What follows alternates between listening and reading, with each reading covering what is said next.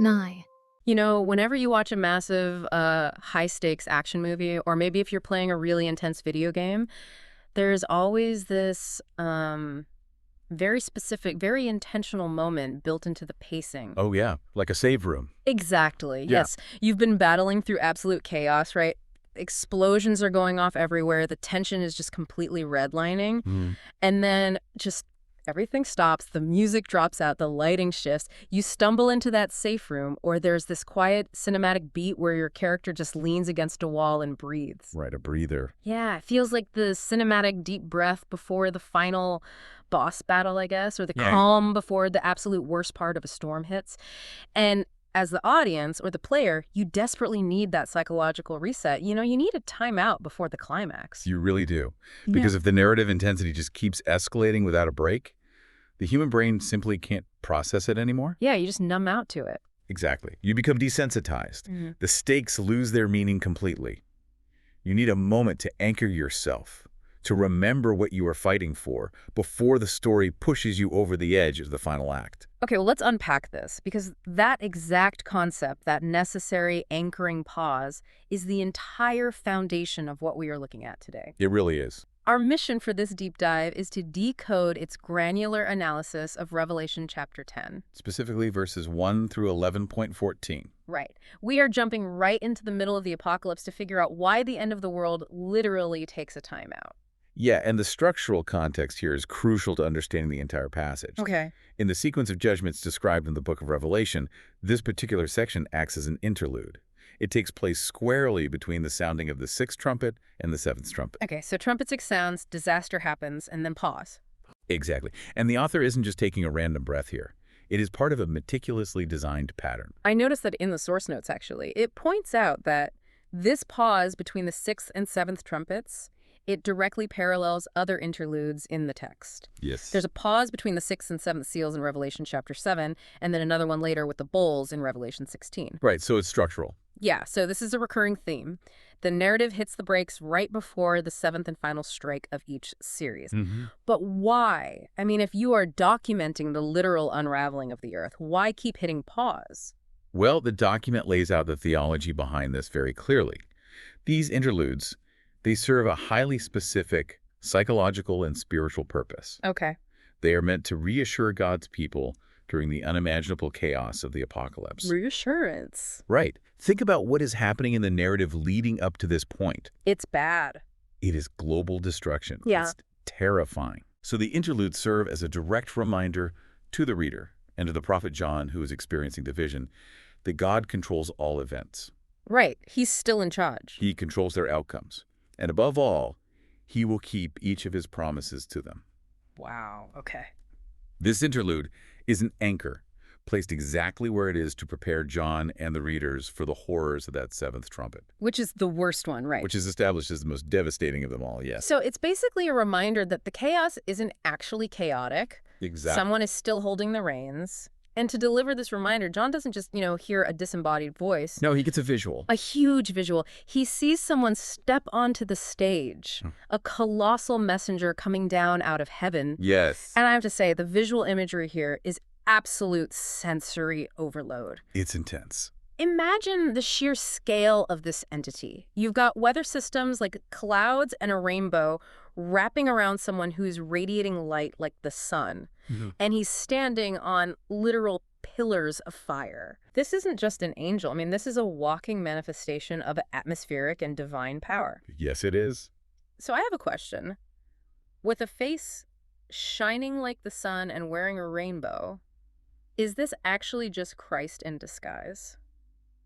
It's a fair question. Because that sounds like top-tier divine imagery to me. You would certainly think so based on the sheer magnitude of the description, but the text we're analyzing is explicit about this entity's identity. Oh, really? Yeah, it is not Christ. The original Greek word used to introduce this messenger is allos. Allos. Okay, I don't speak Greek, so how does that clarify who we are actually looking at? So allos translates to another of the same kind. Another of the same kind. Right, so this high-ranking emissary is similar in composition to all other angels. Oh, I see. He's an angel, an incredibly powerful one, but an angel nonetheless. Got it. He is an emissary sent by the Creator, not the Creator himself. Okay, that makes sense. And he has been tasked with confirming the sovereignty and the severity of God's coming judgments. Every single element of his appearance is a calculated illustration of the message he is bringing. Let's follow those visual cues then, because the notes break down the symbolism beautifully. They really do. Starting with the weather systems, the text says he is clothed with a cloud, Right. which symbolizes the coming judgment of God. That tracks intuitively, I think. Yeah, absolutely. Dark rolling clouds signify an impending storm. Exactly. But crowning that dark cloud is a rainbow. And that juxtaposition is the core of the interlude's purpose. The contrast there. Right. Yeah. The document connects the rainbow directly to Genesis chapter 9, verses 12 through 16. Oh, the Noah story. Yes, the rainbow is God's ancient, foundational promise to humanity that he will never again destroy the earth by water. Which is such a brilliant, comforting, psychological anchor to drop in the middle of a global catastrophe. It is. I mean, you have an angel wrapped in the dark, terrifying clouds of coming judgment, but he is literally crowned with a symbol that screams, I remember my promises. Yes, exactly. It ties right back to what we were just saying about reassurance. Even when the world feels like it is completely ending, the ancient covenant regarding the water remains intact. Intact. The visual is telling the viewer, destruction is imminent, but the promises of God are absolute. Oh. And from there, we move to the angel's face, which is shining like the sun. Right. The source links us specifically to Exodus 34. Okay, what happens then? Much like Moses' face shone brilliantly after being in the presence of God. Oh, right, when he came down from the mountain. Exactly. This emissary's face reflects the supreme glory of the one who sent him. The light isn't his own, it's a reflection of ultimate authority. Wow. And then he's standing on feet that are described as pillars of fire. Yes. The notes say this speaks to God's firm, fiery judgment. But as where he places those fiery feet that really establishes the sheer, terrifying scale of this moment. The scale is massive. He doesn't just land on a mountain or something. The text says he places his right foot on the sea and his left foot on the land. Right. By planting one foot on the land and the other on the sea, he is claiming complete, undisputed jurisdiction over the entire earth. The whole thing. The whole thing. Right. He is symbolizing God's sovereign, fiery judgment over everything. There's no hidden corner, no island, no depth of the ocean outside of this authority. So we have this radiant, colossal angel straddling the entire globe. Mm-hmm. And he breaks the silence. He cries out with a loud voice, and the text compares it to a lion roaring. Yes. That roar seems to act like a cosmic trigger, I guess, because it immediately sets off 7 peals of thunder. Right. But it's not just noise. The thunder actually speaks. It utters voices. And this brings us to a highly unusual, almost jarring turn in the narrative. Yeah, it caught me off guard. Up to this point in the book of Revelation, John's primary job is to be a witness and a scribe. Right. He is shown visions, he hears proclamations, and his mandate is to write it down so the rest of the world can read it. Right. He's like the ultimate war correspondent for the apocalypse. That's a great way to put it. And he goes to do exactly that. The text says, when the 7 peals of thunder had spoken, I was about to write. Mm-hmm. He's got his pen to the parchment. He heard whatever it was the thunder just said.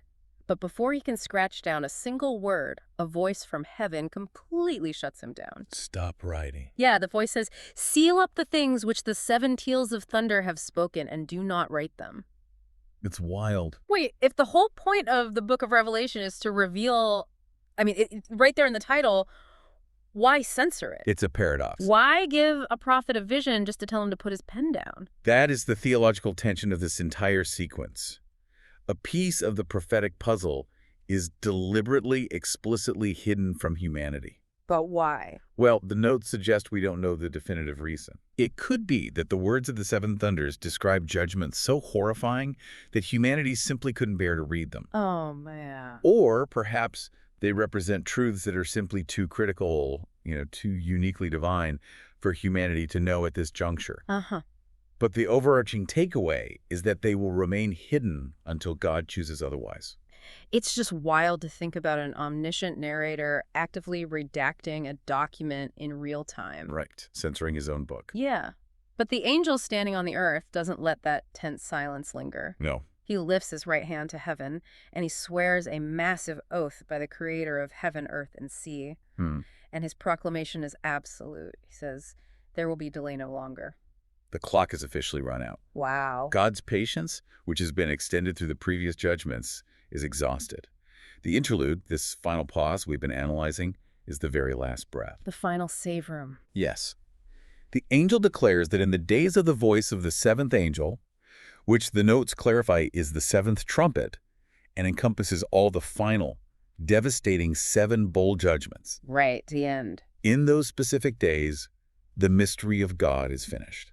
The mystery of God. Yes. That's one of those phrases that sounds incredibly poetic, but could be interpreted 100 different ways. Oh, absolutely. But the source text gives us a very rigid definition of what that actually means in this context. It does. So what does this all mean? It's not like an escape room puzzle we're supposed to solve by finding clues, right? No, not at all. It's more like a movie release date that a film studio is keeping completely under wraps until the exact right moment they want the public to see the trailer. That analogy captures the mechanics perfectly. Okay. According to the document, a biblical mystery is not a secret code you decipher with human intellect. It's not a riddle. Exactly. It's not a riddle. It is a hidden truth that God himself will unveil at a specific preordained time. When he is ready. Right. The angel's announcement is essentially stating that the time for hidden things is over. The grand, terrifying reveal is here. So this massive angel roars, the thunders speak, he swears an oath with his right hand raised. But what is he doing with his left hand? Ah, yes. The notes point out he's holding something the entire time, an open book, a little book to be exact. The terminology used here is vital for understanding what this object actually is and where it fits into the broader timeline of the apocalypse. The notes make a massive deal out of the Greek word used for this book, bibliarion. Bibliarians, yeah. I'm assuming that it is different from the giant sealed scroll that was introduced earlier in Revelation, back in chapter 5. Very different. But I don't speak Greek. What is the actual difference between these two books? The difference is primarily one of scale, scope, and intensity. Okay. Think of the larger scroll from Revelation chapter 5. The Greek word there is biblios. Biblios. Got it. Think of that as the master blueprint for constructing a massive skyscraper. Oh, I like that. It contains every single detail of the end times judgments from beginning to end. It is completely comprehensive. Okay. So the Biblios is the entire project scope. But the angel in chapter 10 isn't holding the Biblios. No. He's holding a bibliarion. Right. A bibliarion is a little book. If the biblios is the master blueprint, the bibliarion is just the punch list for the final week of construction. Ah. It's a smaller version or a specific condensed portion of that larger scroll. That makes total sense. And the document also points out a fascinating historical connection here. What's that? This little book appears to be, in part, the very same book the prophet Daniel was told to seal up until the time of the end, centuries earlier in Daniel chapter 12. Oh, wow. So it's a callback. A huge callback. So if the big scroll is the entire timeline of the apocalypse, where exactly are we at this point with the little book? I mean, how far along is the blueprint? By the time we reach this interlude at the 6th trumpet, the events of the larger scroll are actually more than halfway executed. So this little book, this bibliarion, represents the shortest but most intensely concentrated section of those judgments. The final sprint. Yes, the sprint. It contains the rapid-fire chaos that occurs just prior to the ultimate climax, which is the second coming of Christ. It's the final act. Exactly. And it lying completely open in his hand, which means its contents are no longer sealed like they were in Daniel's time. Right, they are ready. They are ready to be enacted. And this leads us to what is arguably the strangest, most visceral instruction in this entire deep dive. Oh, definitely. It's the interaction between John and the angel. It is a profound, deeply physical metaphor for internalizing a divine message. The voice from heaven, the same one that just censored the thunders, tells John to go and take the open book from the angel. Right. So John walks up to this towering, radiant being straddling the ocean and the continent, and he asks for the little book. And the angel hands it to him with an incredibly bizarre command. He says, "Take it and eat it." Eat the book. Eating a book is such a weird visual, like physically chewing paper. Well, it's a vision, but yes, the act of eating is jarring. But I guess it's the ultimate metaphor for digesting a really hard truth. It is. It's like finally getting that massive promotion you've been chasing for years at your company, you know. Right. The initial realization is incredibly sweet, but then day one on the job, you realize the company is downsizing and your first assignment is to fire your best friend. Oof. Yeah. The sweetness hits you first, But the reality of the task is completely bitter. The dual reality is exactly what the angel warns John about. He gives him a heads up. He does. The angel tells him, "It'll make your stomach bitter, but in your mouth it will be sweet as honey." Wow. And John obeys. He physically consumes the little book, and he reports that the angel's prediction was entirely accurate. Sweet in the mouth, bitter in the stomach. So how does the source text explain that duality in the context of the end of the world?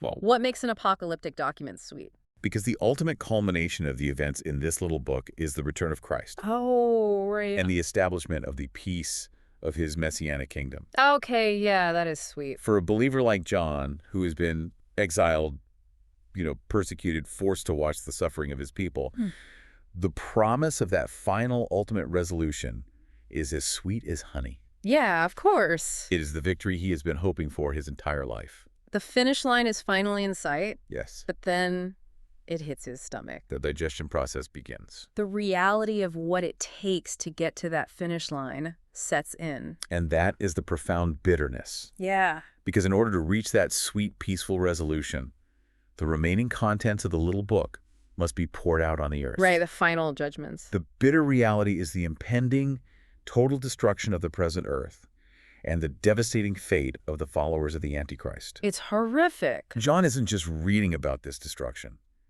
By eating the book, he is physically internalizing the terrifying cost of this final victory. Oh, wow. He is bearing the immense emotional and spiritual weight of knowing exactly what is about to happen to the rest of humanity. It is an incredibly heavy burden. Heavy. You can unknow that kind of coming destruction once it's inside you. No, you can't. And the narrative doesn't let him just sit with that grief either, right? No time for that. As soon as he digests this bittersweet truth, he is immediately given his next marching orders. Right back to work. They tell him, "You must prophesy again concerning many peoples and nations and tongues and kings." Which highlights the relentless, demanding nature of his calling. Yeah. Despite the bitterness in his stomach, despite how dark the remaining judgments are, he must complete his task. He has to go tell everyone. He has to take this heavy, complicated, devastating message back to the world. He has to write down the fate of those nations and kings, no matter how grim the forecast is. It really brings everything we've talked about full circle, doesn't it? It really does. We started by exploring this interlude as a necessary pause. The savor him. Right, a reassuring breath before the worst of the storm hits.